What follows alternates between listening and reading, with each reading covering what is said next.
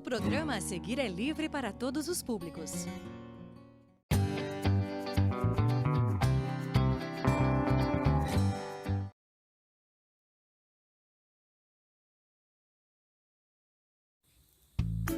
Olá, crianças e famílias, tudo bem?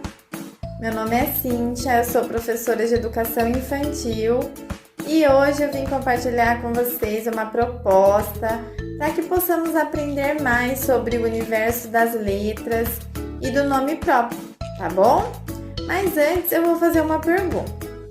Você sabe quantas letras tem no seu nome? Utilizamos as letras para representar aquilo que falamos.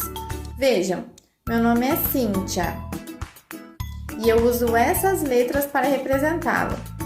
C-I-N-T-I-A, Cíntia. Agora vamos contar quantas letras tem no meu nome?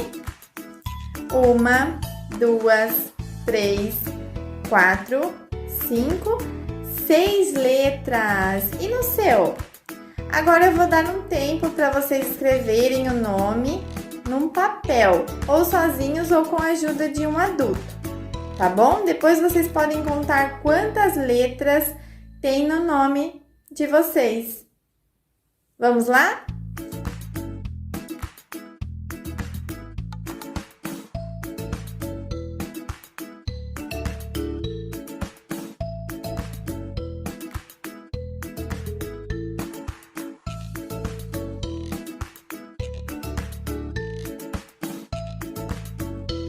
E aí, crianças, conseguiram? Agora que vocês já têm o nome escrito e já sabem a quantidade de letras, nós vamos utilizar esse papel para uma experiência chamada Bingo dos Nomes. Para essa experiência, nós vamos utilizar o papel com o nome de cada um, milho ou feijão para colocar sobre as letras sorteadas, tá? E as letras do alfabeto. Caso vocês não tenham impressora ou as letras móveis em casa, como essas que eu tô colocando aqui, nós vamos escrever todas as letras do alfabeto, ou sozinhos ou com a ajuda de um adulto, recortar cada uma dessas letras e misturar todas elas num recipiente, qualquer lata ou pote que vocês tiverem em casa, tá bom? Depois de misturar todas essas letras do alfabeto, recortar, colocar no recipiente, uma pessoa vai sortear essas letras e a outra vai acompanhar para ver se as letrinhas sorteadas estão presentes no nome. Por exemplo, eu sorteei aqui agora, vamos lá, a letra M. Essa letra não tem no meu nome, então eu não vou colocar o milho em cima dela, tá bom? Vamos lá de novo. Sorteei a letra T. Essa tem no meu nome, então eu vou colocar o milho e assim por diante. Ganha quem completar toda a cartela, tá bom? Vocês podem brincar em casa com os familiares, cada um com o seu nome, ir revezando no sorteio, tá certo? Bom divertimento e aprendizagem para vocês então.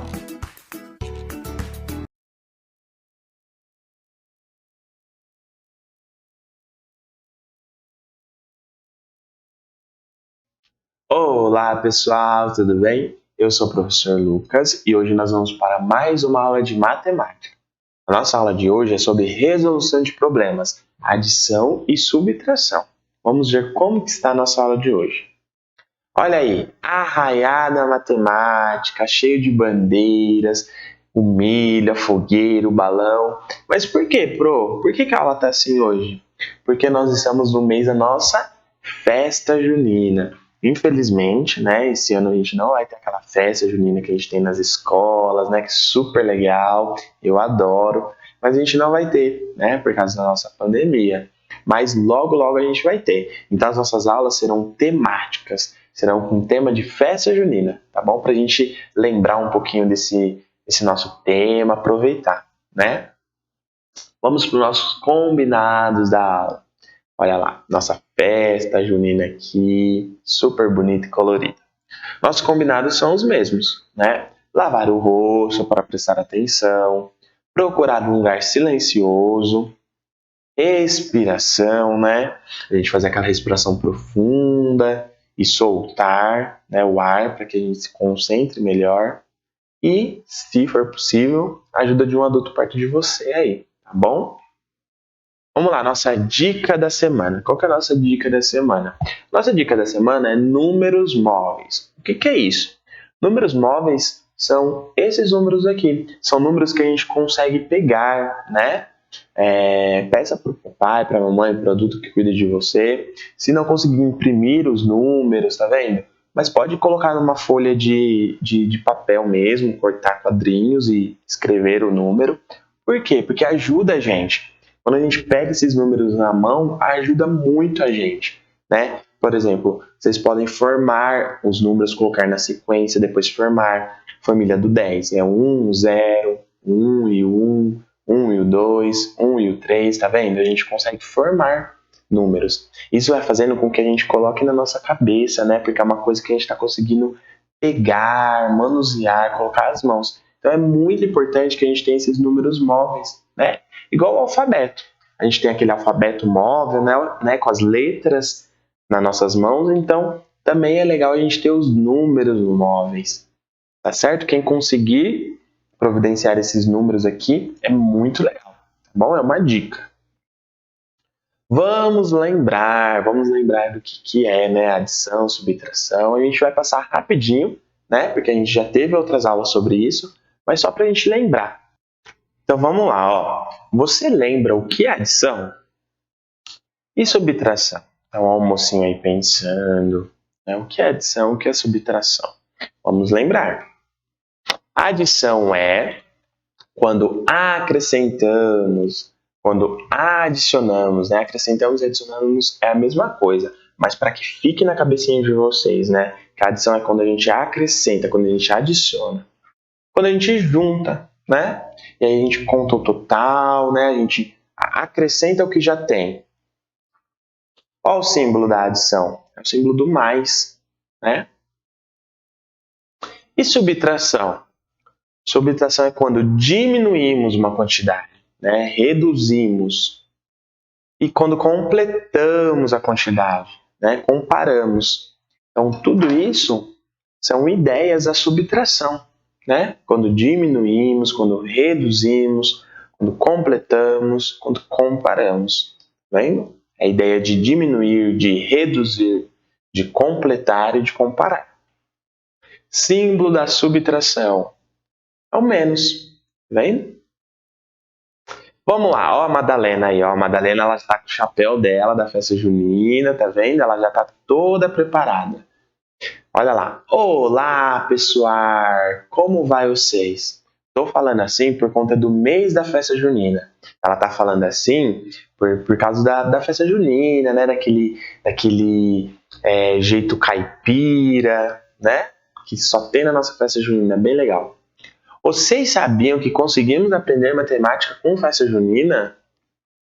Vamos ver? Bora! Olha lá. Vamos observar a tabela. Então, olha essa tabela aqui. Tabela de preços. Churrasco está R$3. O refrigerante, R$2. A água, R$1. A pipoca, R$2. O bolo de fubá, R$3. Os doces típicos, R$2. Milho, R$2. Brincadeiras, R$2. E a cartela de bingo, R$1. Tá vendo? Esses são os preços das coisas que nós temos na nossa festa junina, nosso arraiá da matemática. Então vamos ver este probleminha aqui, ó. Rosinha, tá vendo? A Rosinha e o Chico Bento. Rosinha quer comprar 2 refrigerantes, um churrasco e um pedaço de bolo de fubá. Quanto ela deverá pagar? A gente vai ter que olhar na nossa tabela, né? Ela quer 2 refrigerantes, um churrasco e um pedaço de bolo de fubá. Quanto ela deverá pagar? Então, o que a gente vai precisar fazer aqui? A gente vai precisar ver os preços de tudo isso, juntar e ver quanto que ela vai precisar pagar. Então, qual que é essa ideia de juntar? É a adição, então isso é uma conta de mais, né? Uma conta de adição. Vamos ver, ela quer comprar 2 refrigerantes. Se cada refrigerante custa R$2, 2 refrigerantes vai dar R$4, porque 2 mais 2 é 4, né? Depois, ela vai precisar de um churrasco. Vamos procurar o churrasco. Olha o churrasco aqui. O churrasco custa R$3, né? Então a gente colocou aqui. E depois um pedaço de bolo de fubá. Qual que é o valor do bolo de fubá? R$3 também. Então, quanto que vai ficar? Quanto que ela vai ter que gastar, né? 4 mais 3 mais 3. Quanto que vai ficar? 10. Por quê? Se eu tenho 4, aí vai aquela dica que o Pro já ensinou vocês, né? De ter objetos aí na casa de vocês, né? Para resolver isso daí. Porque com objetos, né? A gente mexendo nos objetos fica mais fácil. Por exemplo, se vocês peguem 4 tampinhas, coloquem aí 4 tampinhas. Depois, mais 3 tampinhas, coloquem aí 3 tampinhas. Depois, mais 3 tampinhas. Então, se vocês contarem todas as tampinhas que vocês tiverem aí, ou outros objetos, né? Que podem ser lápis, bolinhas de papel, qualquer coisa, vocês vão ter o resultado de 10. Porque 4 mais 3 mais 3 é 10. Quer ver? A gente pode desenhar também, né? Lembra que o Pro falou? Tem várias estratégias que a gente consegue fazer. Ó, 4 bolinhas, mais 3 bolinhas, mais 3 bolinhas. Vamos contar para ver se dá 10? 1, 2, 3, 4, 5, 6, 7, 8, 9, 10. Tá vendo? Deu 10. Então, quanto ela deverá pagar? A Rosinha deverá pagar R$10 nesses produtos que ela comprou. Vamos para outra. Agora é com o Chico. Chico quer comprar 2 churrascos. Olha lá o churrasco. Uma água, 3 fichas de brincadeiras e um doce típico. Para pagar, ele usará uma nota de R$20. De quanto será o seu troco? Então, olha só que legal. A gente vai precisar primeiro fazer uma conta de adição. A gente vai ter que somar tudo isso daqui, né, para ver quanto que vai ficar. E aí depois a gente vai ter que ver a nota que ele vai dar. Ele vai dar uma nota de R$20. Então a gente vai ter que comparar, né? Lembra daquela ideia da subtração? A gente vai comparar o que ele já gastou com o que ele tem, para a gente ver quanto que será o troco dele, né? Então também tem aquela ideia de completar. Por quê? Porque eu vou usar quanto que ele gastou, quanto que ficou, né? O que ele comprou, e vou completar até chegar no 20. E aí isso eu vou saber quanto será o troco dele, né? Vamos ver, vai ficar mais fácil, ó. 2 churrascos. Quanto que é o valor de churrasco? R$3. Então se tem 2, vai ser o dobro disso, vai ser 6. Porque 3 mais 3 é 6. Depois, uma água. Olha o valor da água. R$1. 3 fichas de brincadeiras. As brincadeiras custam R$2. Então, se eu quero 3 fichas, quanto que vai ficar? 2 mais 2 mais 2. Dá quanto? 6. E depois, um doce típico. Quanto que é o doce típico? R$2. Então, olha lá. Eu tenho isso daí. Então, eu vou ter que fazer a conta de quanto que dá isso daqui. Quanto que ele vai gastar. Olha lá. Deu R$15. Por quê? 6 mais 1 é 7. 7 mais 6 é 13. E 13 mais 2 é 15. Ai, Pro, muito difícil. Realmente, esse jeito que o Pro fez aqui agora é o jeito mais difícil, né? O jeito mais complexo, né? Mas vamos facilitar, ó. Vamos lá. Então, ele tem R$20 menos 15, que é o que ele gastou. O troco será de R$5. Vamos ver, então, qual que é o outro jeito que a gente consegue fazer isso daqui. Então, vamos lá. Lembra que o Pro falou? Tá muito difícil. Mas essa é uma forma de resolver esse problema. Existem outras formas. Vamos ver a outra forma? Olha lá, presta atenção. Agora a gente vai fazer com tampinhas. Aí, se você tiver tampinhas em casa, pode fazer. Ou pode ser qualquer outro objeto, tá bom? Vamos lá. Chico quer comprar 2 churrascos, então vamos ver. 2 churrascos. Cada churrasco custa R$3, então vou colocar aqui 3 tampinhas. Só que ele quer 2 churrascos. Então, 3 tampinhas, depois 3 tampinhas de novo. Porque ele quer 2. Aí ficou uma quantidade. Aí ele quer água. Quanto que é água? R$1. Vamos colocar uma tampinha. Ele quer 3 fichas de brincadeiras. Quanto que é a brincadeira? R$2. Então vou colocar 1, 2, 3. Né? Olha lá. Um doce típico é R$2. Então vou colocar 2 tampinhas. E aí agora eu vou contar quanto que deu ao total, né? Eu juntei isso daqui, lembra da ideia da adição? Eu juntei tudo isso, agora eu vou contar para ver o resultado, de quanto que ele gastou. Olha lá, vamos contar as tampinhas? 1, 2, 3, 4, 5, 6, 7, 8, 9, 10, 11, 12, 13, 14, 15. Né? Então ele gastou R$15. Mas o problema não termina aí. Olha lá. Para pagar, ele usará uma nota de R$20. Né? Então, ele gastou R$15. Só que para pagar, ele usou uma nota de 20. Quanto será o troco dele? Quanto será que a pessoa que está cobrando, né, esses produtos, quanto será que vai devolver de troco para ele?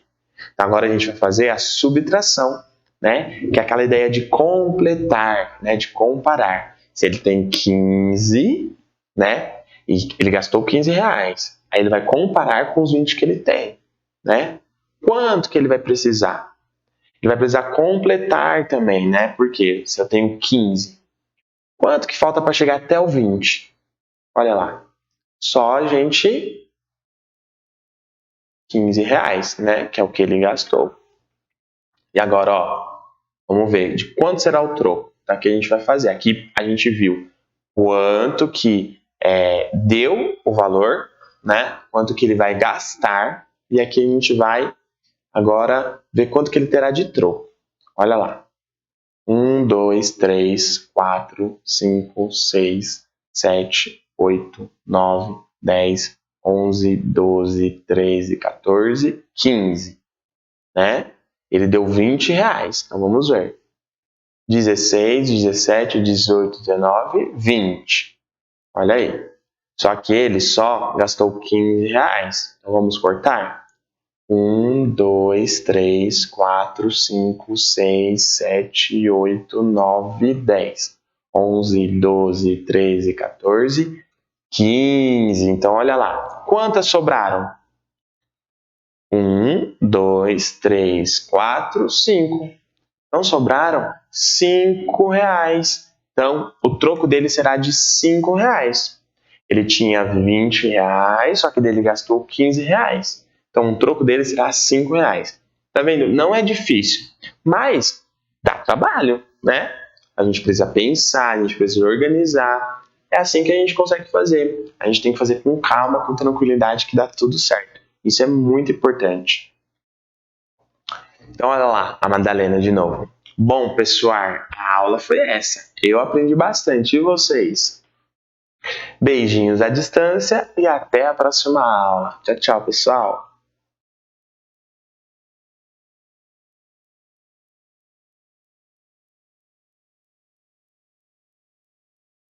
Olá, crianças do 2º ano, tudo bem com vocês? Eu estou aqui mais uma vez para uma aula e espero que vocês estejam tão animados quanto eu. Então vamos lá para a gente ver qual é a nossa aula de hoje? A nossa aula é de língua portuguesa e hoje nós vamos falar da separação entre as palavras. Nós vamos relembrar algumas coisinhas que a gente já conversou sobre a importância de separar as palavrinhas quando a gente vai escrever. Isso é muito importante tanto na escrita quanto na leitura. E a atividade que a gente vai fazer, ó, é desse livrinho aqui. É o livro Ler e Escrever do 2º ano. E vocês vão encontrar essa tarefa na página 76 e 77. Essa página aqui, ó. Quem quiser acompanhar, que tiver com o livrinho em casa e quiser ver, é só acompanhar, tá bom? Então, vamos lá, vamos relembrar algumas coisinhas que nós já conversamos? Bora para a lousa digital da Pro! aqui está. Olha só, será que a gente consegue ler com facilidade isso que está escrito aqui? Olha, a Pro quer que você leia esse pedacinho aqui, ó. Só esse pedacinho que está em negrito. Vamos tentar ler? Olha, observa bem. Veja se você consegue. Tá bem difícil, né? Tá tudo coladinho. A gente não sabe quando uma palavrinha começa, quando outra palavrinha termina. É uma adivinha. E assim, do jeito que tá, fica bem complicado, não é? Eu vou ler a adivinha para vocês, mas não é porque a Pro é mais fácil para mim, não. É porque eu já conheço essa adivinha. Então, eu vou ler para vocês verem qual que é a adivinha e aí a gente vai tentar organizar melhor essa escrita. A adivinha é o que que não está dentro da casa nem fora da casa, mas a casa não estaria completa sem ela. É a janela. Muito bem, uma adivinha até bem legal, né? Depois você pode usar essa adivinha para contar para alguém da sua família e brincar um pouquinho de adivinha também, que é bem divertido, não é? Então vamos lá, vamos relembrar. Para a gente reescrever, nós vamos colocando tracinhos onde deveriam ter os espacinhos e não tem. Ó, o que é? Então eu tenho o que é. São 3 palavrinhas. O que é. Palavrinhas pequenininhas, mas são 3 palavrinhas. Então vamos lá. O, eu tenho que ter um espacinho aqui. Que, olha o que com o U aqui, ó, que é o amigão dele que tá sempre junto. Só que os dois juntos não fazem que. Para fazer que, eu preciso do E. Então eu trago o E para cá também. O que é? Então eu tenho o E, que é uma outra palavrinha. Que, de novo, aqui, não, não. Ó, o N do N começa com N e termina com não. Não, quando a gente fala, ó, não, é uma palavrinha, termina aqui no O, ó, O. O que é que não está? Está é uma outra palavra. Está, termina no A, ó, está. Está onde? Dentro. Dentro é uma palavrinha que tem que estar sozinha, separadinha de cá, separadinha de cá. Ninguém encostando nela, as palavras são assim. Elas gostam do distanciamento social, cada uma no seu pedacinho. Então, o que está dentro, o N aqui, ó, tro, então terminou aqui.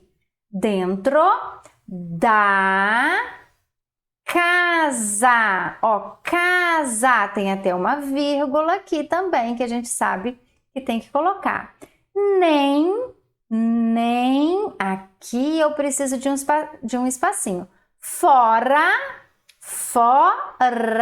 terminou aqui a palavrinha. Da, terminou aqui. Casa, aí terminou aqui depois do ponto final. Quando eu termino uma frase, que eu concluo uma ideia, eu não coloco um ponto? Tá ali o pontinho.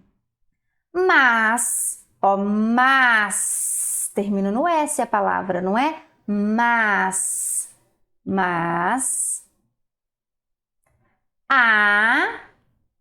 uma palavrinha sozinha, porque não existe, a casa não é o nome da casa, é a casa. Então, casa. Não, de novo, ó, não estaria. Está. Ó, estaria. Aqui eu coloco um espacinho. Completa. Eu tenho completa. Terminou aqui, eu vou colocar um espacinho. Sem, tá aqui. Ela. Aí tem um ponto de interrogação, porque a gente está fazendo o quê? Uma pergunta. Esse pontinho de interrogação aqui, ó, a gente usa quando a gente faz uma pergunta. Tipo, como você está? Aí a gente coloca o ponto de interrogação. Porque senão, se for uma coisa escrita, como é que a pessoa vai saber que a gente está perguntando? Então, esse ponto de interrogação ajuda a saber isso. E aí vem a resposta. janela. E aí a gente termina aqui. Agora a Pro vai reescrever e você vai ver como vai ficar muito mais fácil para ler. Vamos lá?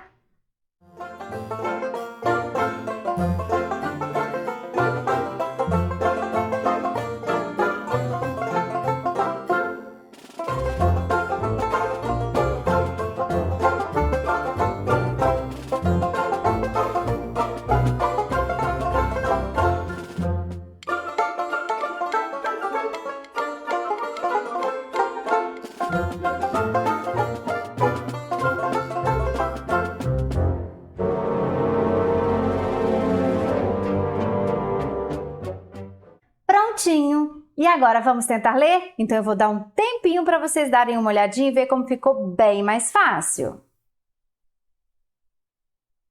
Viu como ficou mais fácil? Vamos ler então? Ó, o, que, é, que, não, está, dentro, da, casa, nem, fora, da casa, mas a casa não estaria completa sem ela. Pontinho de interrogação, porque é uma pergunta.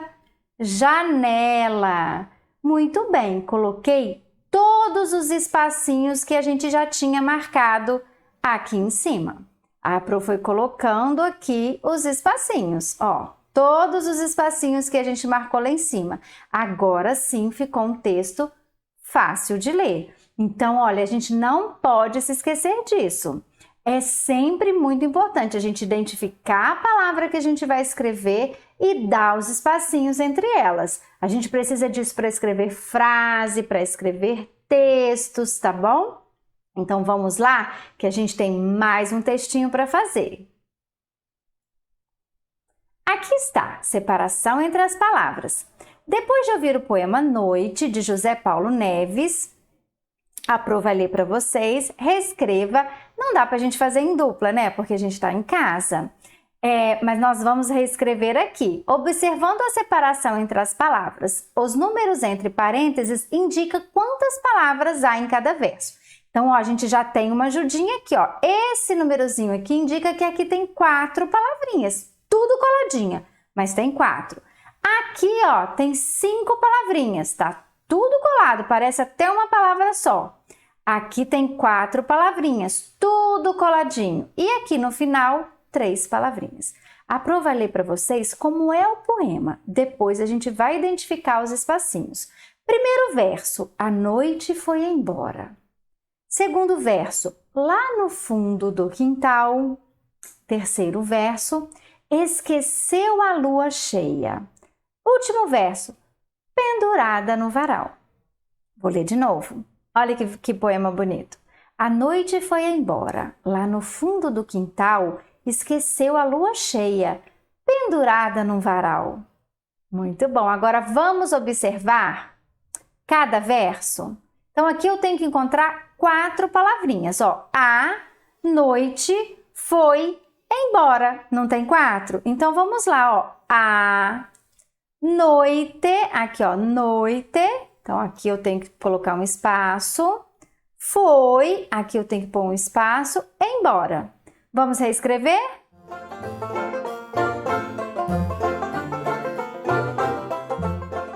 Prontinho. Agora, ó, lá no fundo do quintal, tenho que ter 5 palavrinhas. Então, ó, lá no fundo do quintal. 5 palavras. Então, eu vou achar o lá, ó. Aqui tá o lá, o L com A. Lá, no, não é o N com O? No fundo é a outra, do e a última, quintal. Vamos reescrever?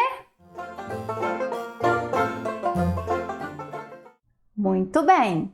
Agora o terceiro versinho. Esqueceu a lua cheia. 4 palavrinhas. Esqueceu a lua cheia. Aqui estão as 4 palavras, ó. Esqueceu, termina lá no U. A lua é uma palavrinha só. cheia terminou aqui. Vamos reescrever. Muito bem. Pendurada no varal. 3 palavrinhas. A primeira é pendurada, depois é no varal. Então, a primeira é maior, ó. Pendurada. Termina aqui.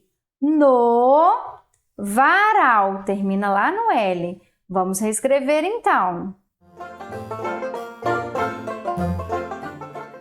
Prontinho. Olha aqui todos os espacinhos.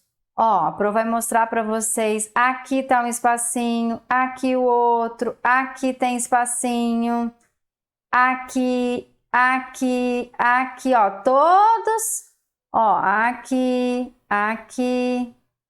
Sempre entre as palavras eu preciso colocar os espacinhos, não é? Para poder facilitar a nossa leitura e organizar a nossa escrita. Então vamos ler agora com a Pro? Ó, a noite foi embora.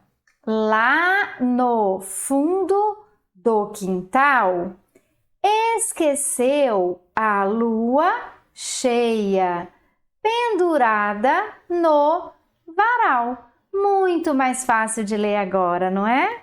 Essa aula foi para a gente recordar essa regra tão importante da nossa escrita, que é sempre identificar quais as palavras eu estou escrevendo e colocar os espacinhos entre elas. Eu preciso separar as palavrinhas. Lembra que elas são, ó, as palavrinhas não gostam de ninguém encostando nelas. Então eu escrevo uma palavrinha, dou um espacinho para depois escrever a outra palavra. Combinado assim? Vamos escrever bem lindo então? Um beijo para vocês e até a próxima aula!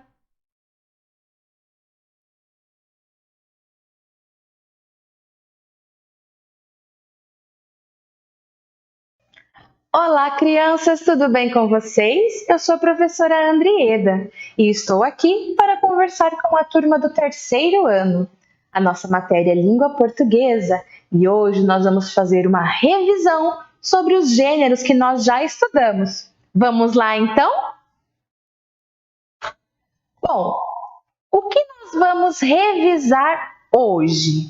Nós vamos relembrar o que são os contos, o que são os poemas e também vamos relembrar as tirinhas. Vamos começar pelos contos. Então, eu vou fazer a leitura de um conto para vocês, que é o conto Pequetito, tá certo, pessoal?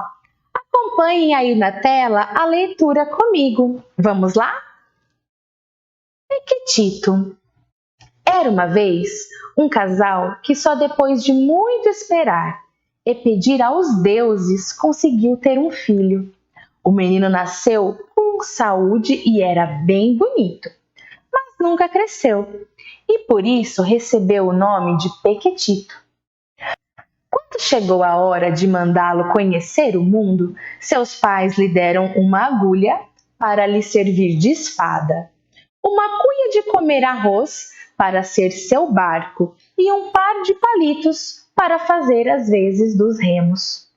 Assim equipado, Pequetito partiu navegando até a capital, Kyoto, onde foi ter ao casarão de uma família que se encantou com ele e o convidou para morar ali.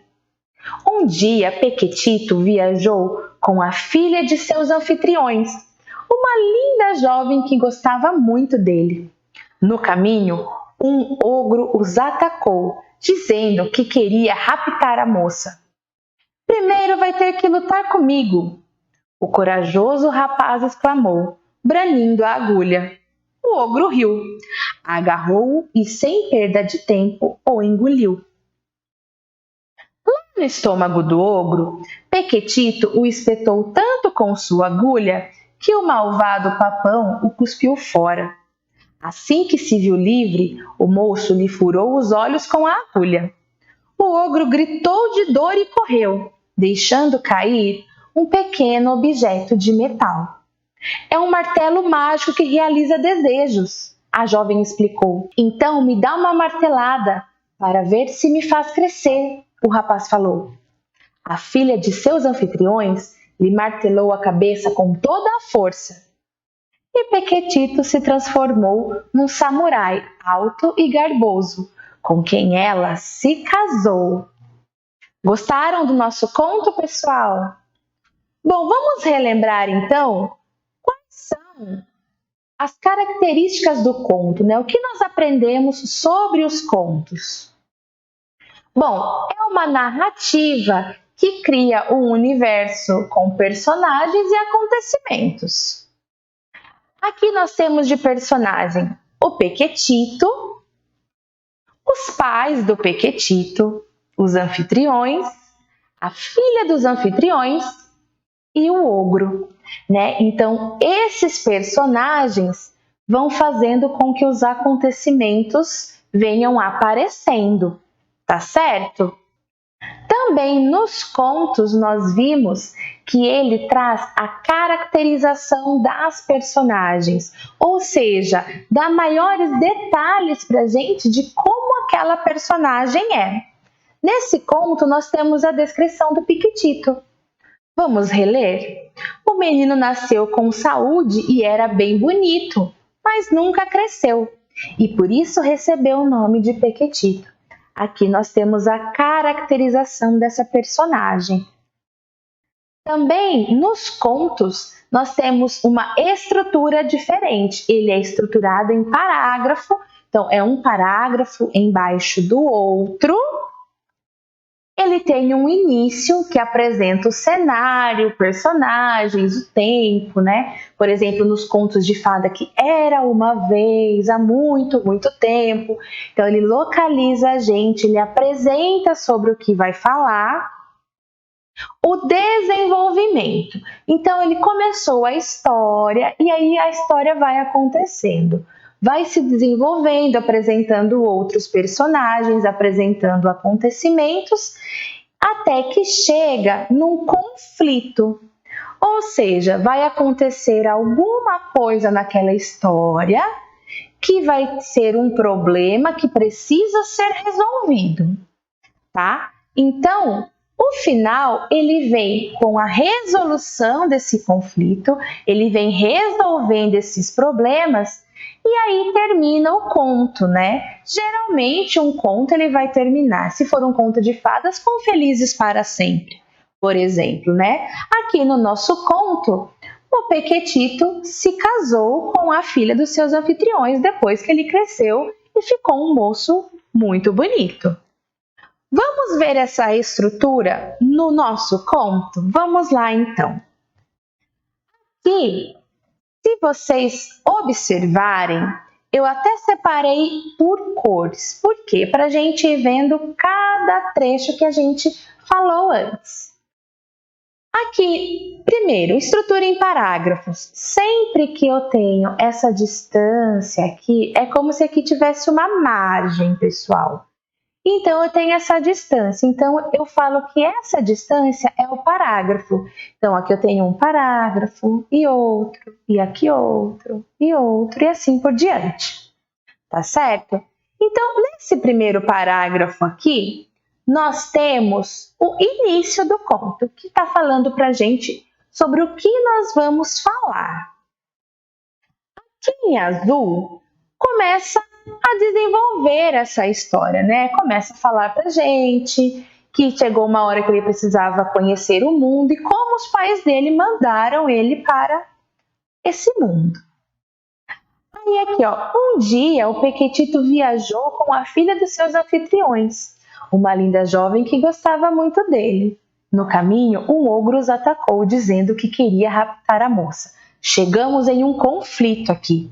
Porque até então o Pequetito falou que o Pequetito nasceu, que ele foi viajar o mundo, que ele chegou na casa dos seus anfitriões na capital que gostaram muito dele. Então, até aí a história estava acontecendo normal, tranquilamente.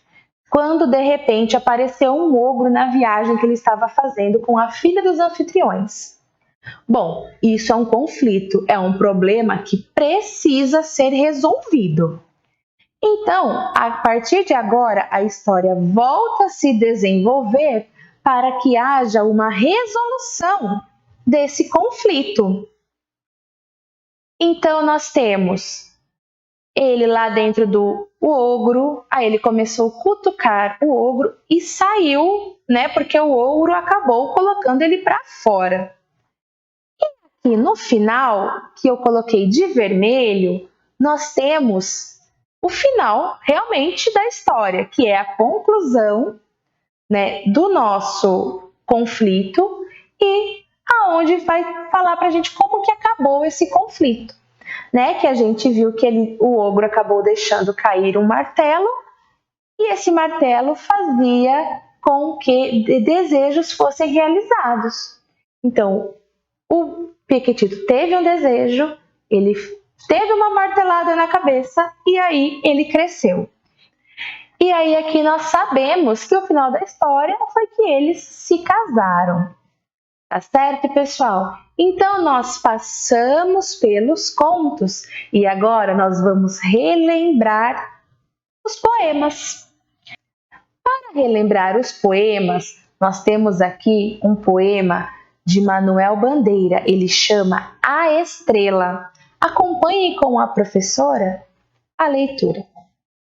Vi uma estrela tão alta, vi uma estrela tão fria, vi uma estrela luzindo na minha vida vazia. Era uma estrela tão alta, era uma estrela tão fria, era uma estrela sozinha, luzindo no fim do dia. Por que da sua distância para a minha companhia não baixava aquela estrela? Por que tão alta luzia? E ouvia na sombra funda responder que assim fazia, para dar uma esperança mais triste ao fim do meu dia. Bom, a gente já viu que a estrutura do poema é totalmente diferente da estrutura dos contos. Por quê? Lá nos nossos contos nós vimos que eles são parágrafos, que tem um início, um desenvolvimento, um conflito, a resolução do conflito e o final. Aqui não, aqui a gente viu que já está diferente. Vamos relembrar a estrutura do poema? Então, um poema, ele é separado, ele é estruturado de maneira diferente. Então, ele tem os versos, que é cada linha do poema, e tem as estrofes, que são os conjuntos que esses versos formam. Então, cada conjunto de verso é uma estrofe. Vamos então aqui ver o que seriam os versos desse poema. Vi uma estrela tão alta, um verso. Vi uma estrela tão fria, outro verso. Vi uma estrela luzindo, um outro verso. E na minha vida vazia, outro verso. Então aqui nós temos 4 versos. Vocês estão vendo que tem um espaço separando esses versos desses versos. Por quê? Porque essa é uma estrofe. Então ela está aqui. Se eu continuar, aqui é outro verso, verso, verso, verso. Juntei todo mundo, eu tenho uma estrofe. Então, essa é a estrutura do poema. Cada linha é um verso e o conjunto deles fazem estrofes. Também, no poema, o que nós encontramos muito são as rimas, né? Que a gente estudou, que viu que aquele finalzinho das palavras que são iguais. E as rimas, elas servem para trazer para o poema sonoridade, rítmico e musicalidade. A gente pode ser que encontre essas coisas em outros gêneros, mas isso é característica de poema. Vamos ver? Geralmente, as rimas elas estão nos finais dos versos. Vamos para o poema ver? Então, eu peguei o mesmo trecho do nosso poema para a gente relembrar. Bom, eu disse que a rima são finais de palavras que são iguais, né? E que esses finais de palavras, essas rimas, elas se encontram ao final do verso. Geralmente, a última palavra do verso. Então, vamos olhar só as últimas palavras dos versos. Ó, aqui nós temos alta, fria, luzindo e vazia. Alta. Tem alguma palavra que termina com tá além de alta? Não, ó, porque aqui tem tá, aqui tem ia, aqui tem do e aqui tem ia de novo. Então, não temos uma palavra que rime com alta. Fria. Aqui tem ia, aqui tem o tá, que nós já vimos, tem o do e tem o ia. Opa! Aqui nós temos fria e vazia. Veja que terminamos com as duas letras iguais, ó. Ia, ia. Vamos para a estrofe de baixo? Alta, fria, sozinha e dia. Vamos procurar o tá? Tá, aqui não tem tá, aqui no sozinha também não e no dia também não. Fria. Agora vamos procurar ia.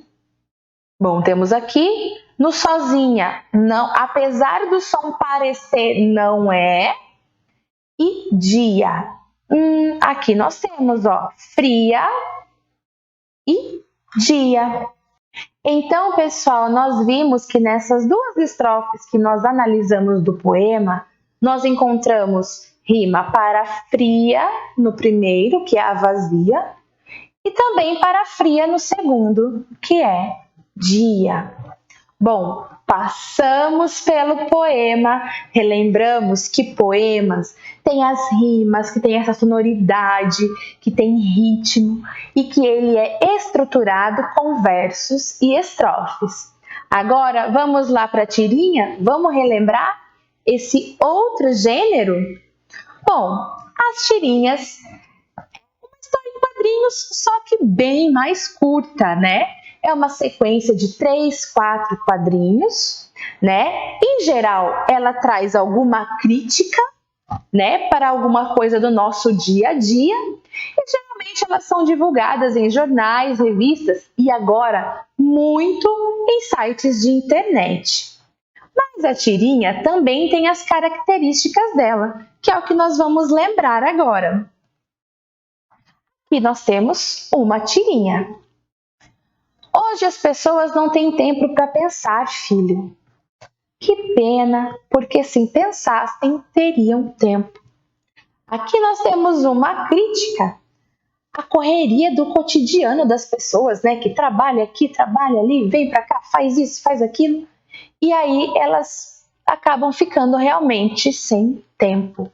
Então, a tirinha tem essa característica de fazer com que a gente olhe para as coisas do nosso dia a dia de uma outra maneira. Bom, as tirinhas, também nós temos nelas os recursos gráficos, né? Que são aqueles recursos que a gente usa para que o leitor entenda melhor o que está acontecendo ali, né? Então, nós já falamos sobre os balões, sobre as onomatopeias, sobre as linhas cinéticas e as expressões das personagens. Vamos relembrar todas elas, passando de uma por uma? Vamos lá? Bom, vamos começar com os balões. Os balões, eles são importantes porque é através deles que nós temos as falas das personagens.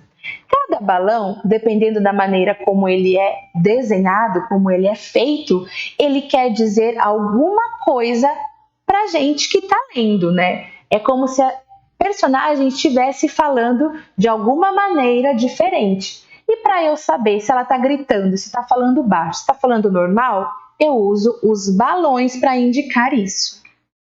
Bom, então nós temos o balão da fala, o balão do pensamento, temos o balão que é todo tracejado, que é o balão do sussurro, temos esse balão todo esquisito aí, que é o balão do grito, e nós também temos esse balão com várias pontinhas aqui embaixo, que está querendo falar para a gente que são várias pessoas falando ao mesmo tempo. Então, nós vamos ver que na maioria dos nossos quadrinhos, das tirinhas, nós vamos encontrar esse tipo de balões.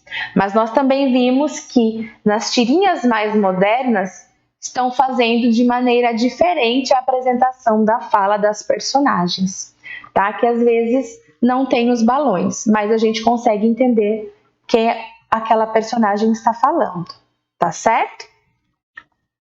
Também falamos das onomatopeias. Essas onomatopeias são o quê?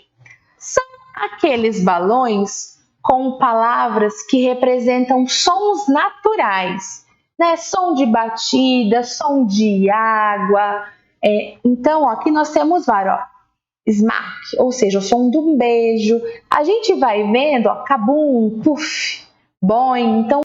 Então, a gente consegue ter uma noção do barulho que fez naquela cena com as onomatopeias, né? De porta batendo, de buzina de carro, de trovão. A gente consegue produzir esses sons nos quadrinhos através das onomatopeias. Também vimos as linhas cinéticas.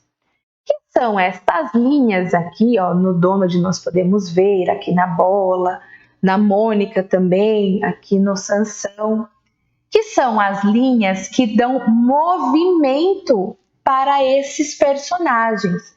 Essa linha mostra pra gente se esse personagem está chutando, se está batendo, se está correndo, se está pulando. Então, essas linhas são importantes para a gente entender o movimento daquele personagem no quadrinho. Tá certo, pessoal? E por último, nós vamos relembrar a expressão das personagens, que isso também é muito importante a gente entender, porque daí a gente vai conseguir saber se foi uma piada, ou se foi alguma coisa que não deu muito certo, se a personagem tá triste. Então, tudo isso a gente tem que ver, não só na forma que os balões são apresentados, mas como as personagens, né, as expressões faciais, as expressões do rosto delas, são apresentadas para a gente. Então, aqui nós temos uma tirinha do menino maluquinho. Que coisa feia! Ele, calma, não é isso que você está pensando. Ah, é? Essa é a porta da rua. Veja que a menina já chega brava aqui, ó. Ela já tá brava aqui, ela continua brava. E olha o rosto aqui do maluquinho, tipo, não, você não precisa ficar bravo. Então ele tá fazendo um rosto de não tem necessidade de você ficar bravo. Aí ele mostra que ele tá só olhando a porta da rua. Olha lá, ele tá feliz. E ela ficou aqui, ó, envergonhada com o que ela acabou de fazer. Tá vendo como a expressão das personagens é importante para a gente entender todo o contexto do quadrinho? Então, pessoal, hoje nós passamos por esses 3 gêneros, né, que nós já estudamos mais a fundo, mais explicando detalhadamente, tem nas outras aulas, mas eu espero que vocês tenham relembrado a memória de vocês, espero também que tenham gostado da nossa aula e até a próxima aula. Tchau, tchau!